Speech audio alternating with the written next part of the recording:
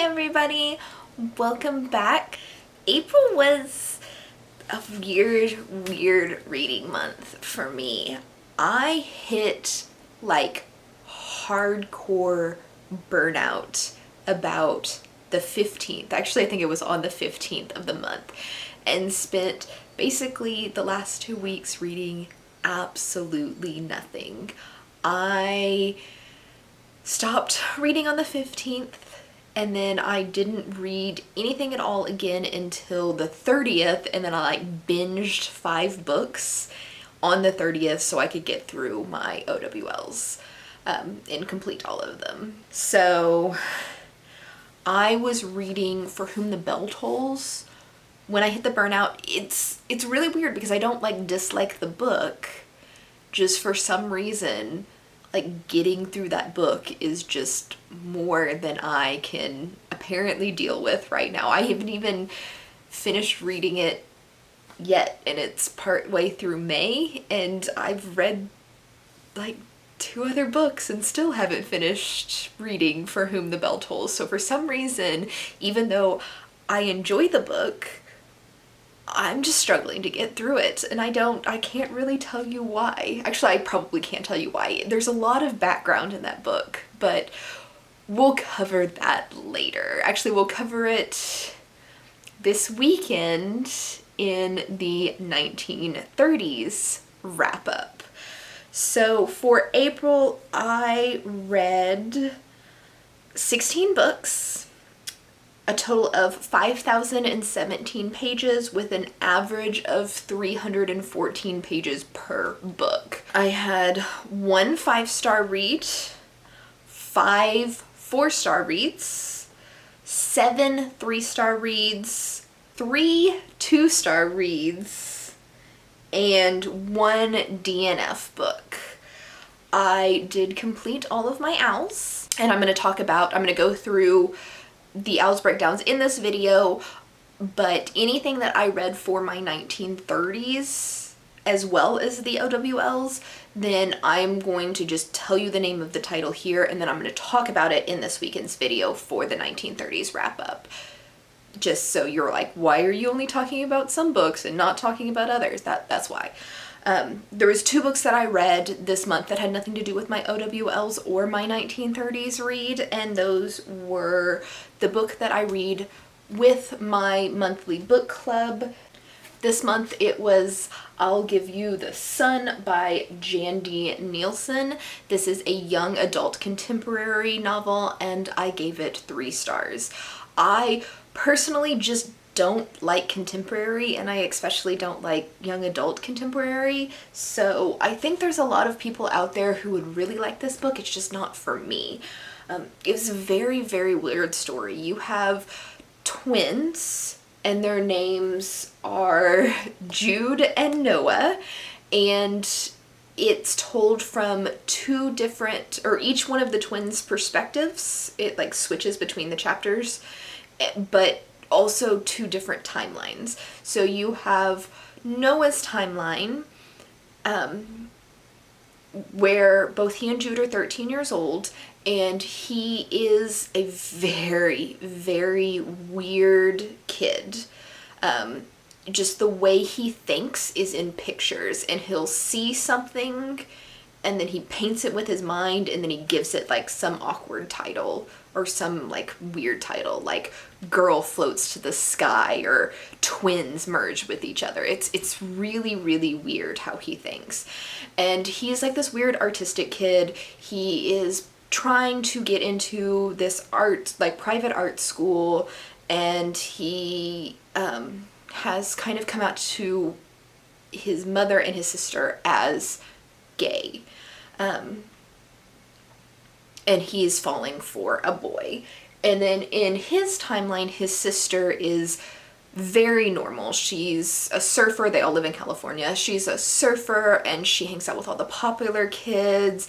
She has no intention of going to this art school with her brother, even though their mother wants both of them to go. She just wants to hang out, flirt with boys. She wears like scantily clad stuff all of the time, and is just kind of rebelling against her mother by being as much of a slut as she can at 13. And then in Jude's timeline, their mother has died somewhere between the two timelines. They are now 16, so somewhere between 13 and 16, their mother has died. And you know, like, right off the bat that she's died, so that's not a spoiler or anything like that. And Jude is now, like, the really, really weird kid. And she got into this art school, but her brother didn't, and you don't really know why or how that she, who really never did any art, but her brother who did all the art, how they switched places. And she's, like, shaved her head. She wears only baggy clothes. She functions through life through this, like, Bible that her grandmother made that's just, like, a bunch of sayings and a bunch of weird, like, at-home witchy remedies, where she'll, like, carry, like, oranges in her pocket or garlic or an onion, and it's, like, just, she's, like, all of a sudden the really weird one. And then her brother is, like, a jock and a popular kid at the private high school, and he's got a girlfriend, and it's just, like, they completely switch places and switch personalities. And you go through the book trying to figure out, like, how the fuck did this happen, where these two are each other 3 years later. And that's basically the entirety of the book. And it was interesting, I guess. Like, I ended up reading the whole thing, but I didn't really care. Like, I didn't really care about either one of the characters. The plot seemed, it had one of those endings where it's like everything works out perfectly and magically, and it was all right all along. And I hate endings like that. So, it just, it was okay. It wasn't horrible, but I didn't really like it either. The other book that I read just for shits and giggles was a graphic novel called Uglies, Shay's Story by Scott Westerfeld. And I came across this, I'll tell you how later in this video, but I came across this and I really, really love the Uglies series by Scott Westerfeld. It's one of my favorite young adult post-apocalyptic or dystopian novels. And I love that series so much. So finding a graphic novel about one of the side characters I thought was really cool. And this is basically Shay, who is a bad guy kind of character in this series, who had every opportunity to turn out exactly like Tally, who's the main character in the series, but somehow ended up where Tally ended up good, Shay ended up bad. But they're basically they have the same opportunities and they're the same girl, but they diverged in how they handled the trauma that they went through in their lives. And this was basically where Uglies starts with Tally's story, and then she meets Shay. This starts, I don't know, like a year earlier than Uglies, and it's Shay's story up until she meets Tally, and it goes a little bit into the same storyline as Uglies does, but Shay and Tally aren't always together in Uglies, so there's room for crossover there. And it was really cute. I liked it a lot because I am so enamored with that series, and I don't know if somebody who doesn't like the Uglies series as much as I do would like this graphic novel at all. It's more of like a nostalgia feeling than anything. So there you go. I think I'm going to try to see if I can find, I think there's like a series of graphic novels. I think I'm going to try to find them like later this year and read those because I love the Uglies series. Getting into the owls, I ended up changing my career. I'd started out as a librarian and I switched to alchemist, and alchemist required all 12 owls, so I did read all 12 owls. 6 of them were from my 1930s read, which I'm going to mention them with the OWL, but I'm not going to actually talk about what was in them. So the first OWL is Ancient Ruins, which the prompt was to read a book with a heart on the cover. And for that, I read Heartstopper Volume 2. This is also one of my Goodreads reads for this year. It's the second one in Heartstoppers I read, Heartstoppers Volume 1 in March. And I liked Volume 1 better than Volume 2. This is about Charlie and Nick and their 2 gay boys who are dating. Well, I guess Charlie is gay, Nick is questioning. He's bi because he's dated a lot of girls previously. He's never dated a boy before Charlie, and he doesn't know that he's actually attracted to boys or if he's just attracted to one boy, Charlie.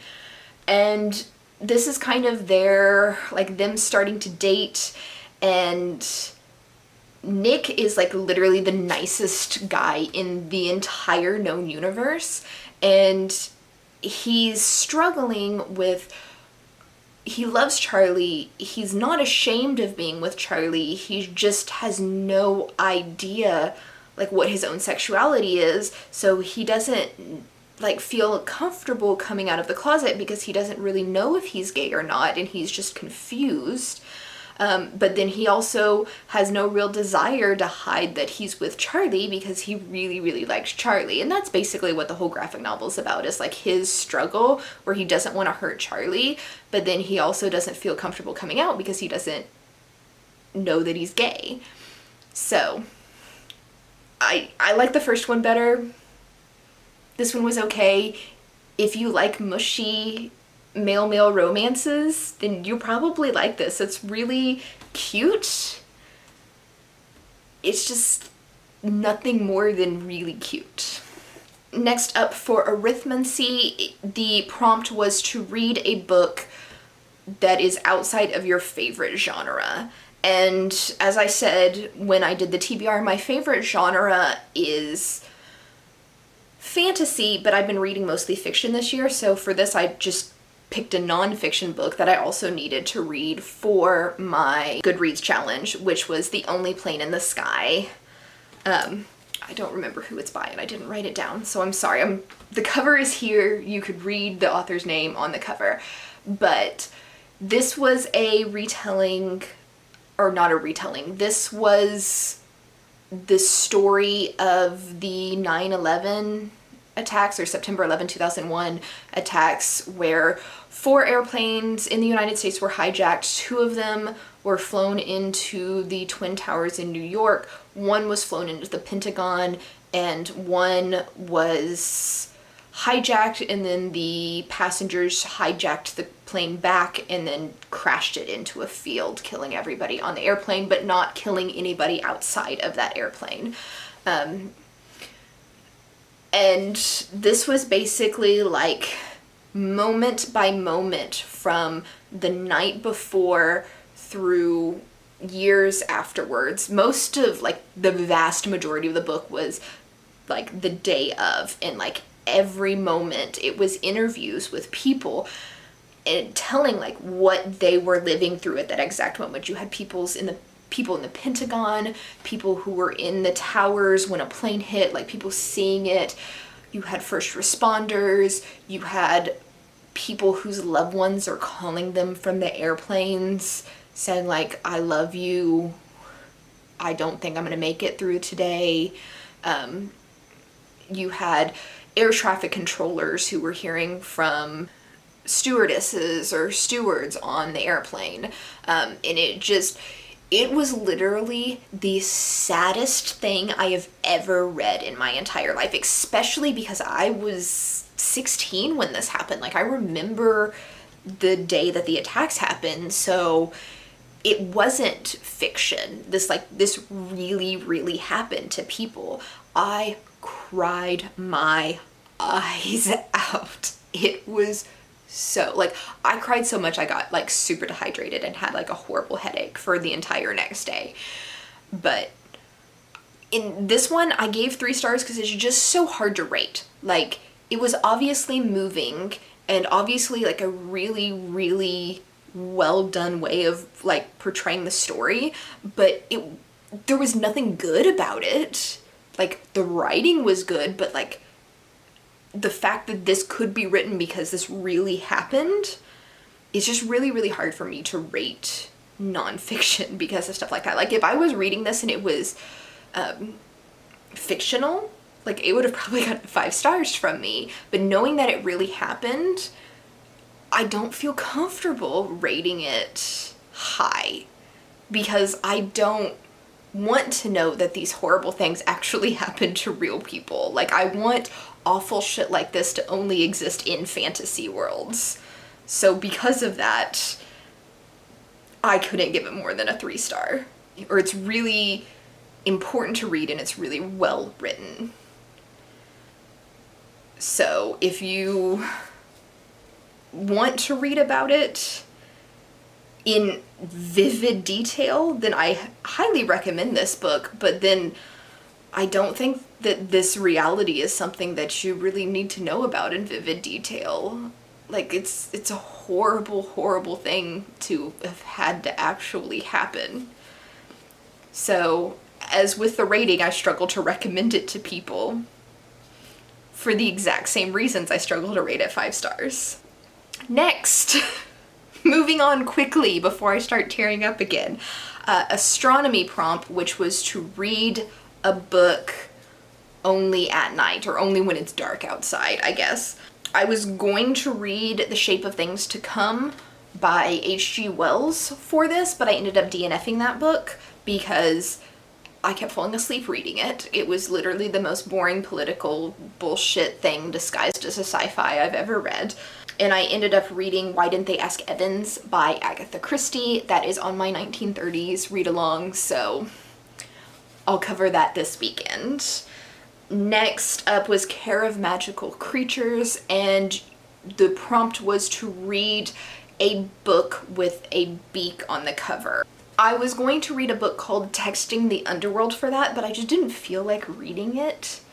Even though it was short and I could have totally read it, it just sounds so stupid. So I ended up reading a book called Grimm, which is part of a series called My Cursed Superhero Life. And I thought it was a graphic novel, but it was just a novella. It was like 150 pages-ish, something like that. It was really, really weird, but kind of entertaining in a stupid way. Like, as far as literary, it wasn't a very good literary novel, but if you just wanted some really stupid entertainment, it definitely had that. Basically what happened is a girl was like head cheerleader, one of the most popular girls in school, dating the lead football player, and she snuck out of her house at night to go to a party with her friends and basically snuck out and walked. And as she was walking to this party, she was assaulted and killed. And there is an implication that she was sexually assaulted before she was killed, but the book does not go into any detail. Like, you don't feel anything. Like, they gloss over the assault so much that you don't really feel bad for her or this situation. There's no attachment to the situation for the reader. But if you were very easily triggered by something like that, then probably don't read this book. Instead of actually dying, well, she did die, but instead of, you know, like dying, like most people do, the Grim Reaper took part of her soul and replaced it with part of his soul, creating a supernatural creature called a Grim. And she's basically like a vampire, but instead of drinking blood, she drinks souls. And she has been surviving drinking the souls of guys involved in a human trafficking ring around her town. The whole human trafficking plotline makes fuck all sense. Like, she apparently lives in this tiny, tiny little town somewhere in the Midwest, and the entire town seems to be completely surrounded by this, like, humongous group of human traffickers that no one really knows about.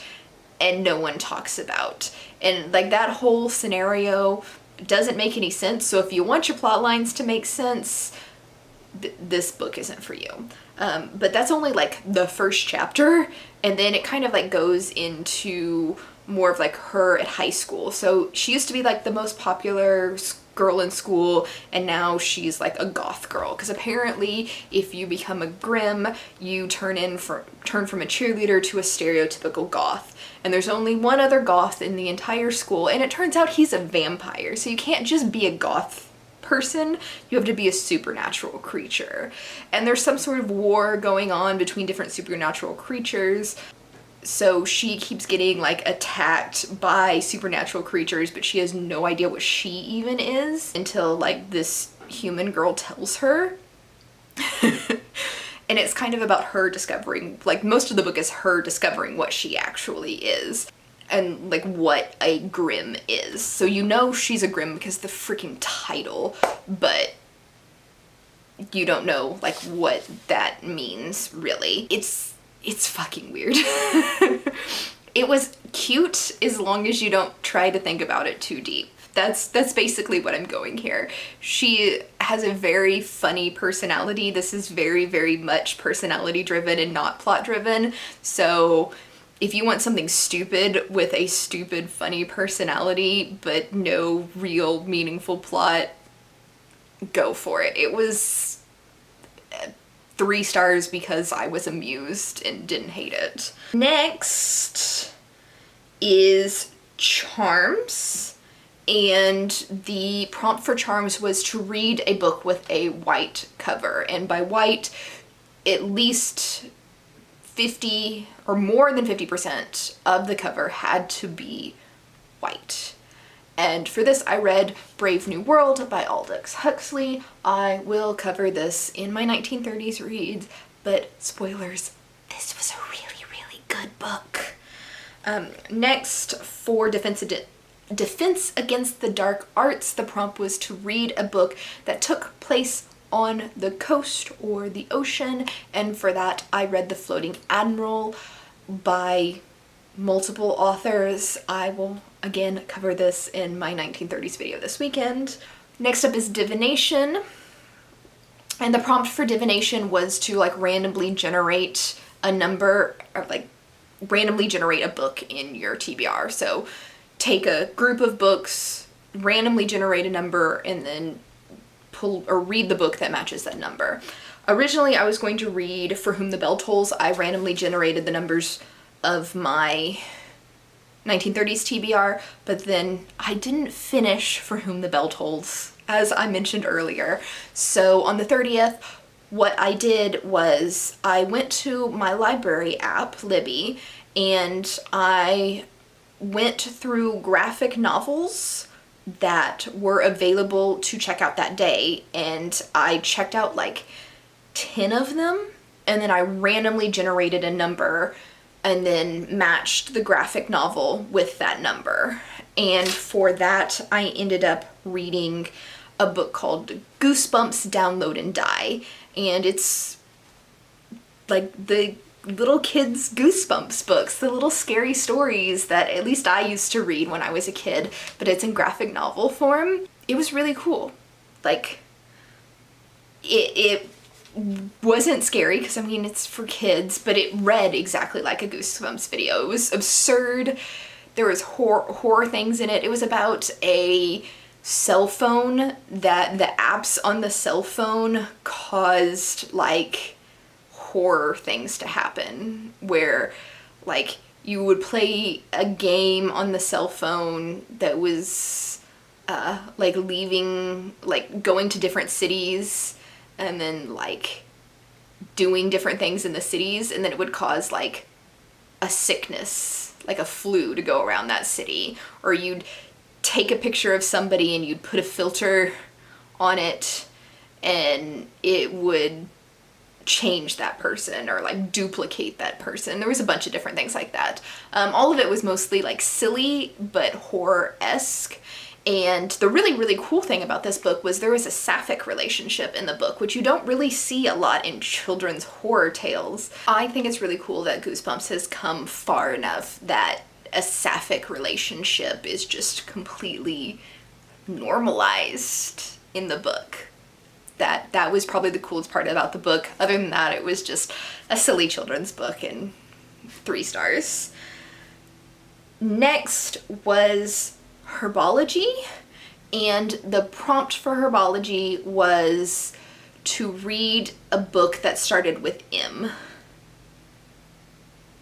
And I was originally going to read a short story called Madame Pelagie, but I didn't feel like it. So I ended up reading another graphic novel for this, and I read My Hero Academia, which is a Japanese graphic novel. You read it backwards. That threw me off for like a hot minute. Do you know how hard, like, I'm okay reading manga backwards in physical form, but reading backwards on a tablet is probably one of the hardest things to train my brain to do. This was basically a futuristic storyline where humanity has morphed and everybody is born with a superpower, and the true heroes are few and far between.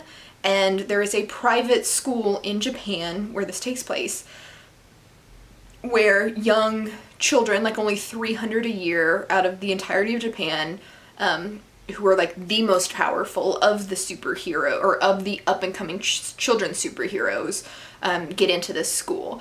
And it's the story of a young boy, I don't remember his name at all, I'm sorry. He does not have a superpower.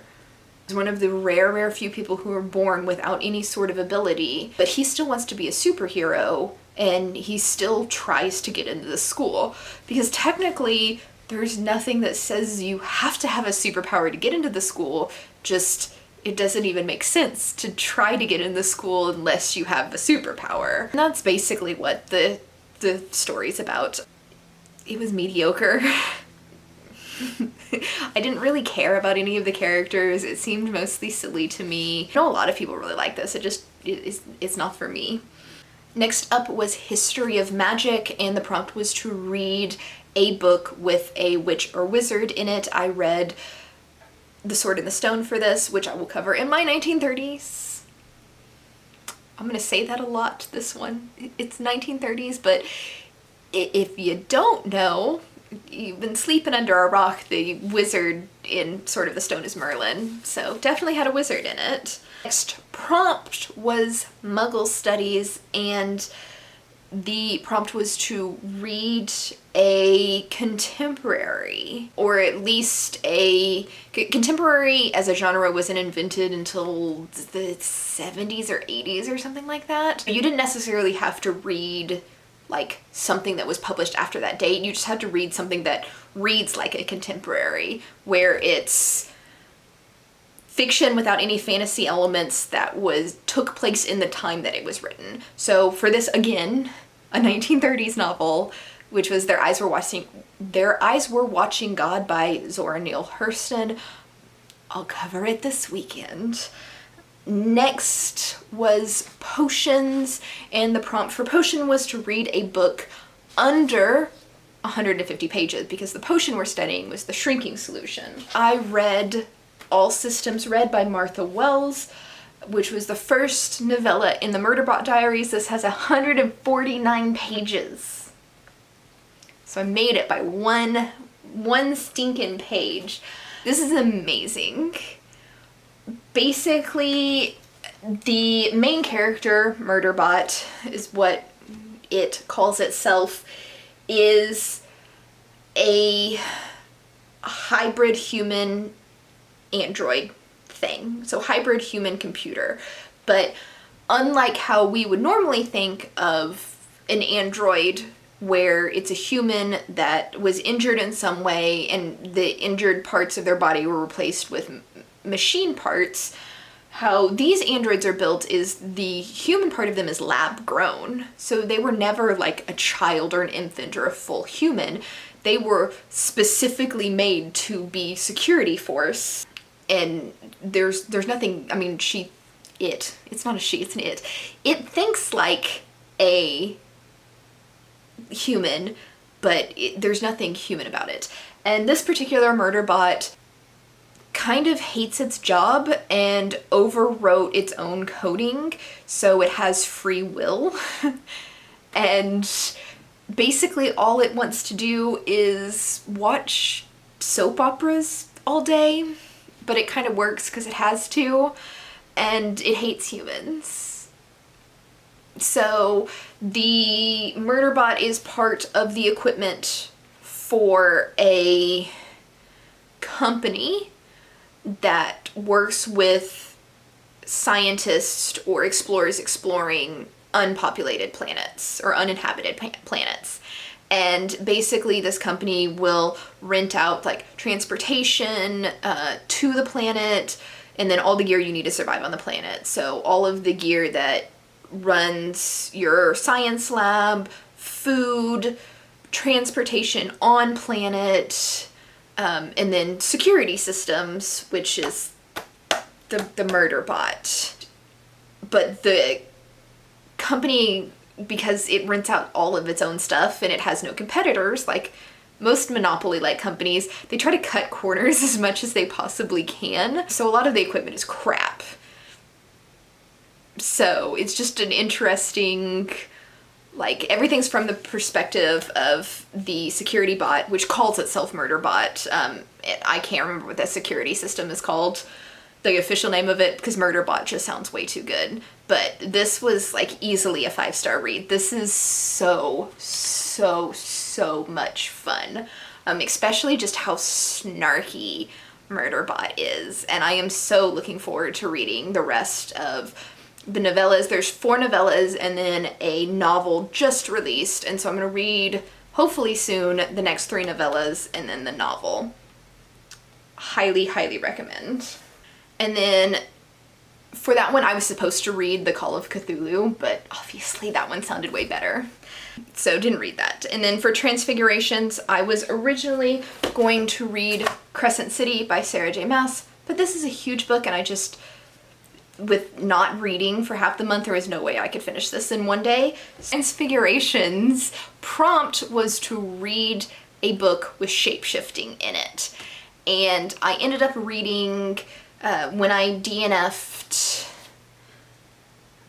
The Shape of Things to Come, the book that I ended up replacing that for like 1931, 32, I don't remember, was A Werewolf in Paris, which had a werewolf in it, so Transfiguration, and it's a 1930s book, so I'll talk about it on Saturday.